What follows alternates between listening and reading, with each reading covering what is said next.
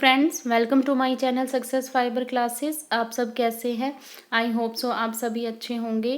तो estate TGT science है, उसके अंदर बायोलॉजी सेक्शन चल रहा है। तो उसमें most important topic animal kingdom है, वो चल रहा है। ठीक है, एनिमल किंगडम एक ऐसा टॉपिक है, अगर आप किसी भी एग्ज़ाम की तैयारी कर रहे हो तो उसमें ये मोस्ट डिमांडिंग टॉपिक है, ये हमेशा पूछा जाता है। ठीक है, तो चलिए शुरू करते हैं।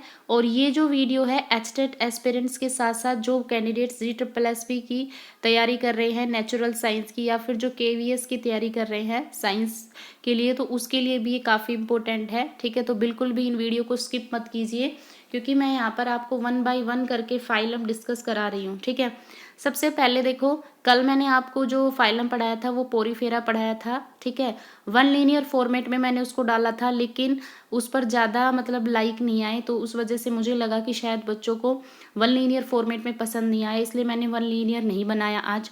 ठीक है, तो उसकी पोरीफेरा की जो PDF है और उसके जो क्वेश्चन है वो मेरे टेलीग्राम चैनल पर मिल जाएंगे। तो आप चैनल का लिंक है, उस पर क्लिक करके वहाँ से आप उन PDF को देख सकते हैं। PDF का कोई पैसा नहीं है, बिल्कुल फ्री ऑफ कॉस्ट है। ठीक है, और अगर आप लोगों को मेरे वीडियो मेरा कंटेंट पसंद आ रहा है तो जो मैसेज होता है, ठीक है, कमेंट है, उसमें कम से कम थम्स अप तो कर दिया करो, क्योंकि आपका एक लाइक ही है ना मोटिवेट करता है। ठीक है, एक लाइक मतलब किसी भी टीचर के लिए बहुत बड़ा मोटिवेशन होता है। ठीक है, तो चलिए शुरू करते हैं। नेक्स्ट जो हमारा फाइलम है वो कौन सा है? सिलेंट्रेटा। ठीक है, सिलेंट्रेटा मेटोजोआ की कैटेगरी में आता है। मेटोजोआ मतलब जो मल्टी सेलुलर होते हैं। ठीक है, पोरीफेरा भी कल हमने पढ़ा था। ठीक है, आज सिलेंट्रेटा। सिलेंट्रेटा का देखो दूसरा नाम होता है नाइडेरिया। इसका दूसरा नाम क्या होता है? नाइडेरिया। ठीक है, अब क्या होते हैं सिलेंट्रेटा? जो सिलेंट्रेटा होते हैं मेनली इसमें कौन आते हैं? मतलब वो आते हैं एनिमल्स जो जिनके अंदर स्टिंगिंग सेल्स होता है, मतलब जो डंक मारते हैं। ठीक है, डंक मारने वाले होते हैं, और स्टिंगिंग सेल इनके अंदर होता है, इसलिए इनको क्या बोला जाता है? निमेटोसिस्ट इनको बोला जाता है। ठीक है, एग्जाम्पल कौन है? हाइड्रा है, सी एनीमोन है, जेलीफिश है, और भी एग्जाम्पल है, PDF में मैंने लिखे हुए हैं। ठीक है, ये तो मेन है। उसके बाद फिर आता है कि सिलेंट्रेटा देखो होते क्या है। सिलेंट्रेटा क्या होते हैं? ये एक्वेटिक होते हैं। ठीक है, पोरीफेरा भी क्या थे? एक्वेटिक थे।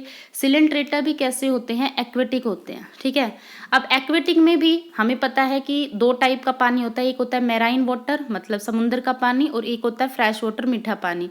तो इसमें क्या होता है? मोस्टली तो हमारे कैसे है? Marine water. ठीक है, जो मतलब खारे पानी में रहते हैं, समुद्र में रहते हैं, और कुछ होते हैं जो कि हमारे फ्रेश वाटर में रहते हैं। तो फ्रेश वाटर में रहने वाला कौन है? हाइड्रा। जो हाइड्रा होता है ये फ्रेश वाटर में रहता है। ठीक है, और सेसाइल कौन होते हैं? कल भी मैंने बताया था, सेसाइल होते हैं मतलब जो चिपके रहते हैं, जो एक जगह स्थिर रहते हैं। तो हाइड्रा जो होता है वो सेसाइल के अंदर आता है। ठीक है, और जो सी एनीमोन है, जो ओबिलिया है, कोरल्स है, ठीक है, ये सारे किसकी कैटेगरी में आते हैं? सेसाइल, मतलब ये एक जगह स्थिर रहते हैं। लेकिन सिलेंट्रेटा में कुछ ऐसे होते हैं जो मतलब फ्रीली स्विमिंग करते रहते हैं, है ना, जो फ्रीली मोशन में रहते हैं, फ्रीली वाटर के ऊपर फ्लोट करते हैं। तो उसमें कौन आता है? जेलीफिश। ठीक है, जेलीफिश को दूसरा नाम देते हैं ओरिलिया। ठीक है, इसको ओरिलिया भी बोलते हैं। तो जेलीफिश है ये फ्री स्विमिंग करती है। ठीक है, उसके बाद कुछ ऐसे रहते हैं जो अकेले रहना पसंद करते हैं, जैसे हाइड्रा। जो हाइड्रा होता है ये सिलेंट्रेटा की कैटेगरी में तो है, और ये मोस्टली अकेला रहता है। ठीक है, कुछ ऐसे होते हैं इनमें जो यूनिटी में रहते हैं सिलेंट्रेटा में। ठीक है, तो यूनिटी में रहने वाले कौन है? मतलब जो कॉलोनी में रहते हैं, कॉलोनियल होते हैं। तो कोरल्स और जो फाइसेलिया होते हैं ये यूनिटी में रहना पसंद करते हैं, संघ में रहना पसंद करते हैं। ठीक है, अब ये क्वेश्चन पूछा जा चुका है फाइसेलिया, है ना। फाइसेलिया को क्या बोला जाता है? पोर्तुगीज मैन ऑफ वॉर, है ना, इसका दूसरा नाम है। इसको पोर्तुगीज मैन ऑफ वॉर के नाम से भी जाना जाता है, किसको? फाइसेलिया को। ठीक है, उसके बाद फिर हम बात करते हैं इसका लेवल, ऑर्गेनाइजेशन लेवल कैसा है। ठीक है, तो उसमें मैंने बताया था कि जो पोरीफेरा है उसमें सिर्फ सेल पाई जाती थी, इसलिए उसका जो लेवल है वो सेलुलर लेवल था। यहाँ पे ये गलत लिख दिया, सेलुलर नहीं आएगा, यहाँ पे ऑर्गेनाइजेशन लेवल आएगा। ठीक है, लेकिन कोलेंट्रेटा जो सिलेंट्रेटा होता है इसके अंदर क्या होता है?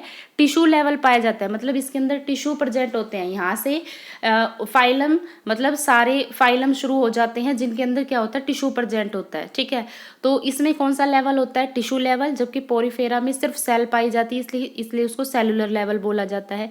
इसमें रेडियल सिमेट्री भी प्रेजेंट होती है और इसमें डिप्लोब्लास्टिक होते हैं। डिप्लोब्लास्टिक का मतलब जिसके अंदर 2 लेयर पाई जाती है, ठीक है। तो इसमें क्या होती है, एक्टोडर्म और एंडोडर्म 2 लेयर पाई जाती है, इसलिए इसको क्या बोलते हैं, डिप्लोप्लास्टिक है वो बोलते हैं, ठीक है। उसके बाद नेक्स्ट आता है कि इनके अंदर क्या होता है, नर्वस सिस्टम प्रेजेंट होता है। तो अगर नर्वस सिस्टम प्रेजेंट होंगे तो इसका मतलब क्या होगा, इनमें न्यूरॉन्स प्रेजेंट होंगे। जबकि पोरीफेरा में मैंने क्या बताया था कि पोरीफेरा के अंदर कोई नर्वस सिस्टम प्रेजेंट नहीं होता इसके अंदर, इसलिए उनमें कोई भी न्यूरॉन्स नहीं पाया जाता। बट इसमें क्या होता है, न्यूरॉन्स तो प्रेजेंट होते हैं बट इसमें ब्रेन प्रेजेंट नहीं होता, ठीक है। न्यूरॉन्स प्रेजेंट होते हैं लेकिन इनमें ब्रेन प्रेजेंट नहीं होता। अब बात कर लेते हैं इनकी बॉडी फॉर्म्स की, कि जो सिलेंट्रेटा है उसकी बॉडी है वो किस तरह से फॉर्म होती है। देखो बॉडी फॉर्म्स इसकी 2 टाइप से होती है, एक होती है पॉलिप और एक होता है मेडुसा, ठीक है। पॉलिप का मतलब कौन होता है, पॉलिप में वो आते हैं जो बेसिकली स्थिर रहते हैं, जो इमोबाइल होते हैं, मतलब जो चलते नहीं है, जो स्टेबल रहते हैं एक जगह, है ना। और इनकी शेप मेनली कौन सी रहती है, सिलेंड्रिकल, मतलब ये बेलनाकार टाइप होते हैं, जैसे हाइड्रा हो गया, सी एनीमोन हो गया। तो ये दोनों कैसे होते हैं, इनकी जो बॉडी फॉर्म होती है वो पॉलिप होती है। जबकि मेडुसा में कौन आते हैं, जिनकी बॉडी स्ट्रक्चर, जिनकी बॉडी कैसी रहेगी, अम्ब्रेला शेप की, मतलब छाता टाइप की संरचना होती है। और मेडुसा में बेसिकली वो आते हैं जो फ्रीली स्विमिंग करते हैं, मतलब मोबाइल होते हैं, जो मूव करते रहते हैं। और इसमें कौन आता है, फ्रीली स्विमिंग कौन करता है, जेलीफिश। तो इसके अंदर कौन आ जाएगा, जेलीफिश, ठीक है।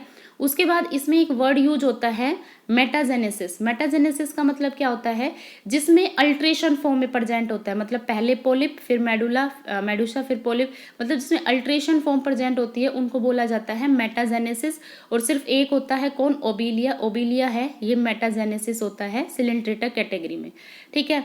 अब क्या होता है कि जो सिलेंट्रेटा होते हैं इसमें माउथ प्रेजेंट होता है, इसमें एनस प्रेजेंट नहीं होता। मतलब इसका मतलब है कि इनमें क्या होता है कि सिर्फ और सिर्फ माउथ प्रेजेंट होता है, और जब हम इसके निचले हिस्से पर जाते हैं तो लास्ट में सिर्फ इसमें फुट प्रेजेंट होते हैं, पैर प्रेजेंट होते हैं, ठीक है।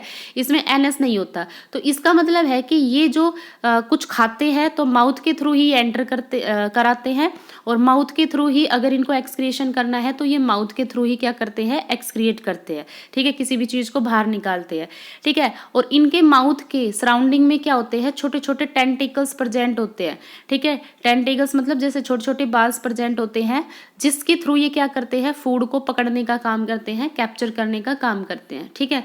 उसके बाद इनमें सर्कुलेटरी सिस्टम जो होता है वो एब्सेंट होता है।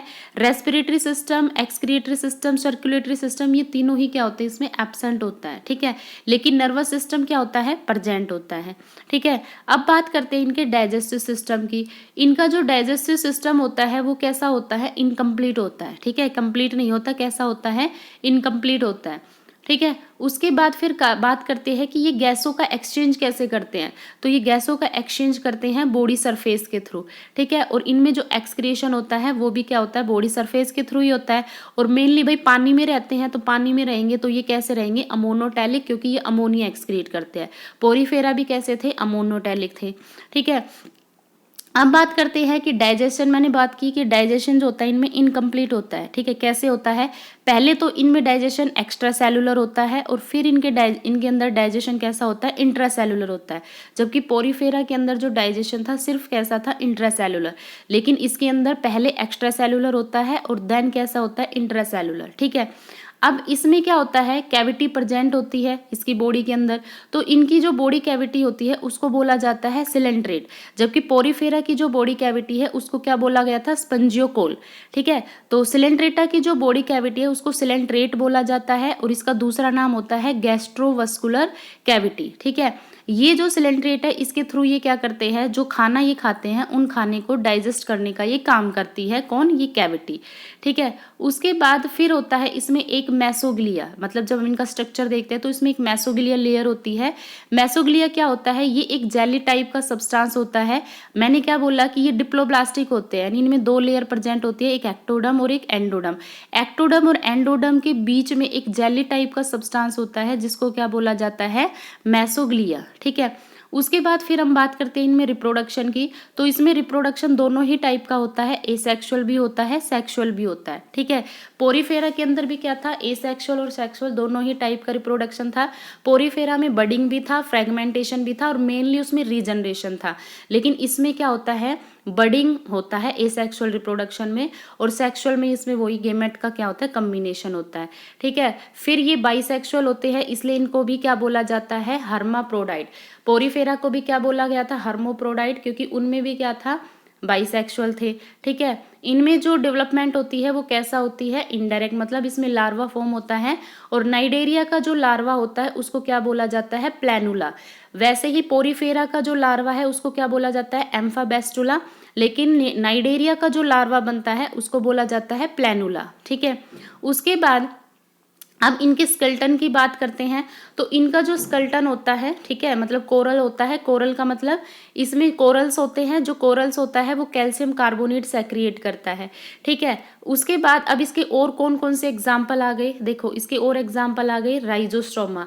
ठीक है, राइजोस्ट्रोमा होता है, ये एक सिलेंट्रेटा होता है, कोरल्स। ठीक है, कोरल्स क्या बताया था, जो यूनिटी में रहते हैं हमेशा, ठीक है, संघ में रहते हैं। फाइसेलिया, ये भी कैसा होता है, जो संघ में रहता है, और इसको क्या बोला था, पोर्तुगीज मैन ऑफ वॉर।